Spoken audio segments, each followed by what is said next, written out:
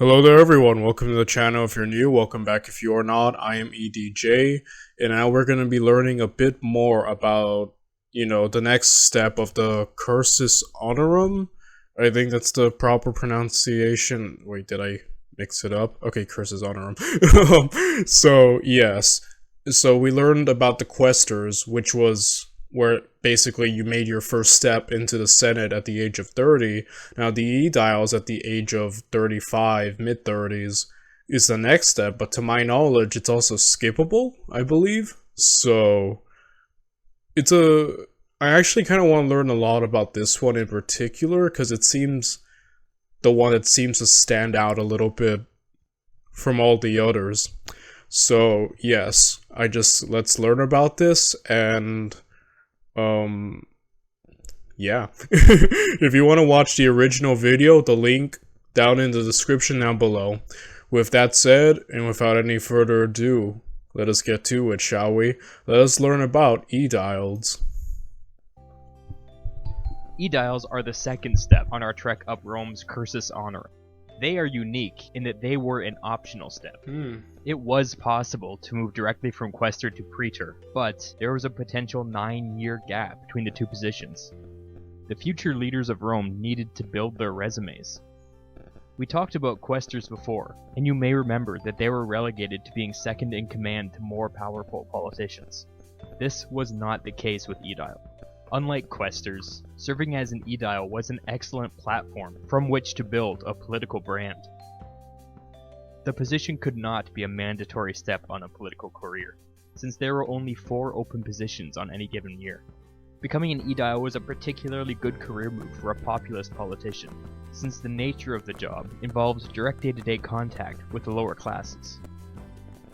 Hold up, we're getting ahead of ourselves. First, what did Aediles even do? The popular conception of Aediles is something along the lines of an elected religious official, but that is way off the mark. The Romans had pontiffs who were totally separate and different, and did their own thing. Aediles were much more. The word Aedile can literally be translated as temple builder, which gives you a clearer idea of how the job began. Speaking as generally as possible, Aediles attended to public life within the city of Rome.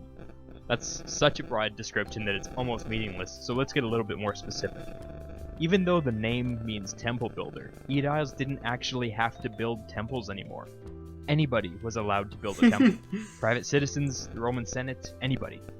The Aediles were the ones responsible for the upkeep of those temples once they were built. What does upkeep even mean? At this point you might be thinking to yourself, temple maintenance? Why would people even fight over this job? It was a bigger deal than you might think. For instance, the Temple of Saturn functioned as Rome's treasury. The Temple of Castor and Pollux was Rome's Senate house. There wasn't really such thing in ancient Rome as government buildings, but temples were the closest thing they had. But it didn't really stop at government buildings or temples. Aediles also had to oversee the baths, which were these giant architectural works of genius open to the public. There is really no modern equivalent.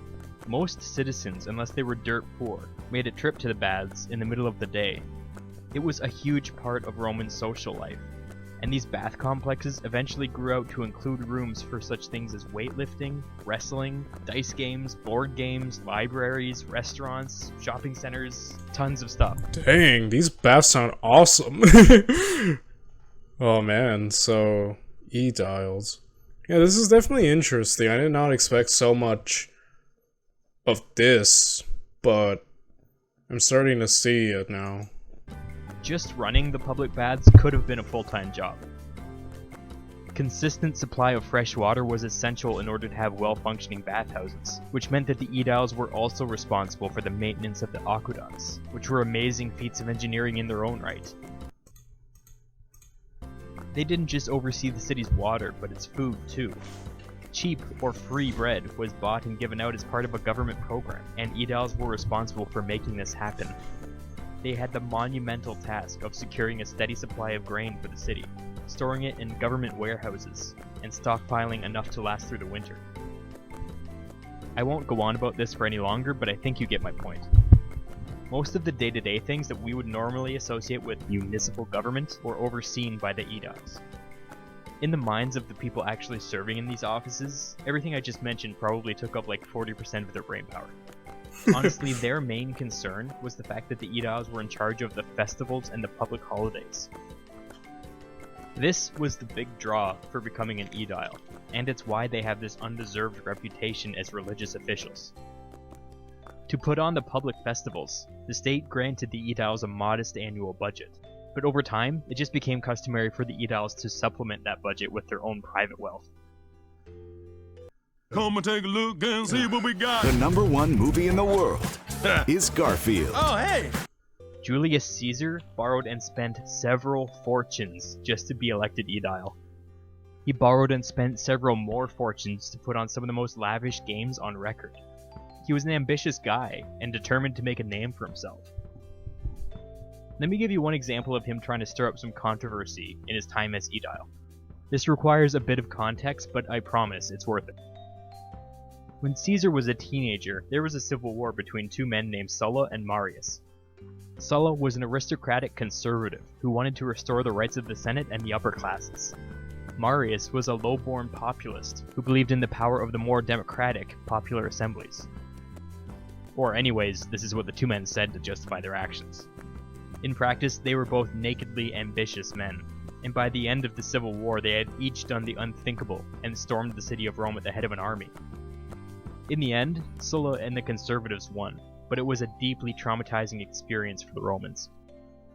I omitted one key piece of information. Marius was Caesar's uncle by marriage. When Sulla captured Rome for the final time, there were death lists published, scores being... Yeah, he mentioned this when, the second triumvirate, in order to get fundings, basically put out the death list. The official name escapes me at the moment, I apologize. But essentially, to kind of just seize wealth, and they put a lot of... They were brutal. They even put, people they were close to, Lepidus put his brother on the line. It was just brutal. And Caesar, I think, wanted to avoid that because I believe Sulla, did the same thing. And Caesar wanted to avoid that because he realized, I don't want to portray myself as Sulla. He also lived under that, which, must have been traumatic and had first-hand experience of his life being threatened, So, yeah. being settled and general chaos on the streets. Sulla had almost all of Caesar's wealth confiscated, simply because of his family connections. Caesar, fearing for his life, was forced to flee the city for many years. Flash forward to when Caesar had nearly bankrupted himself in order to become Aedile. What does he do with this new power? Remember how I said the Aediles were basically responsible for most public buildings and temples? Well, Caesar secretly had an order issued for all of the tributes and honors and trophies to be restored to his uncle Marius, all around the city. This happened in the dead of night with nobody noticing. When people woke the next day and saw the tributes to Marius on the temples and the monuments, they were outraged. Or more specifically, the Senate was outraged. One senator in particular accused him of assaulting the Republic with a battering ram. But the people actually loved it. Marius was one of them, and the Sulla years had been bad years anyways. Oh boy, Caesar was antagonizing the Senate since the beginning, huh? Man's been a rebel since a young man, oh my goodness. And that really kind of settles the relationship between Caesar and the Senate, right? He does something popular with the people, the Senate doesn't like it, conflict. You can basically summarize Caesar's entire life with that. People were ready to start romanticizing the defeated Marius. With that, literally overnight, Caesar established himself as a political brand unto himself. Caesar was now officially a populist, just like his uncle. He even bought a house on the Aventine Hill in the poor part of the city, away from the other senators. After this, Caesar really wanted to hit it out of the park for the big Roman Games, which happened in September. He borrowed and spent even more than usual, and put on massive public feasts, exotic beast battles, and extravagant gladiatorial contests. These were especially controversial.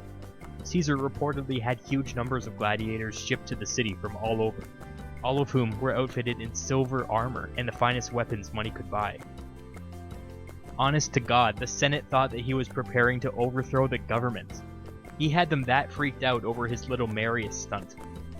They even passed a law saying that no man could have more than 300 gladiators in the city at one time. Our sources specifically say that Caesar had 320 during this time, so either someone's count is off, or Caesar was deliberately dipping his toe over the line just to put the Senate's nose out of place. Yeah, I think I'll go with the latter, right? Caesar did love to be quite the rebel, didn't he? Typical Caesar. The man is just... he's audacious, to put it frankly. During his tumultuous year as Aedile, he shared much of his responsibilities and expenses with his co-Aedile, Bibulus.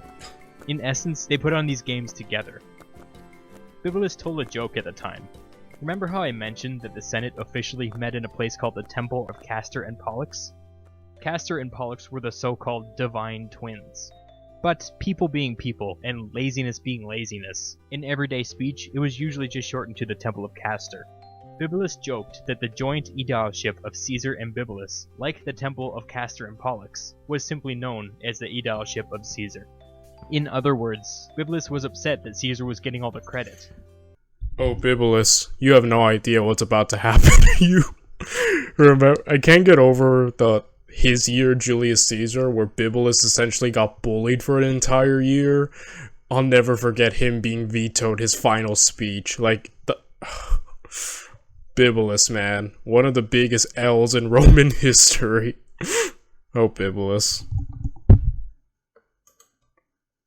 He saw Caesar as an egoist, and over time began to cultivate a healthy hatred towards the man. This is not the last time we will hear from Bibulus. He plays a big role in Caesar's life later on. I'll continue to track his career in the videos ahead. I'll end with this. Remember from the Questor video how Cicero was such a good lad during his service in Sicily? He gave the landowners a fair shake regarding the grain shipments, and in return secured a cheap and stable supply for Rome. Well, during his aedileship, he could not afford to spend nearly as lavishly as Caesar, or really any other aedile. He was a newly minted aristocrat from an undistinguished provincial family, who basically got where he was from raw personal talent. He had no family wealth or political favors to cash in. Luckily, his new clients or allies in Sicily saw this and came to his rescue. During the important festivals in Cicero's year as Aedile, his new Sicilian friends were good enough to flood Rome with a wide variety of free food for the public. People described Cicero's festivals as tasteful and modest, which honestly is not a compliment.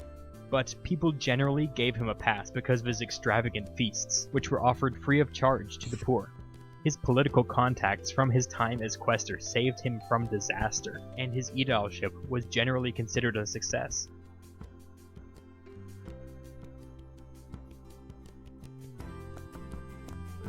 Okay.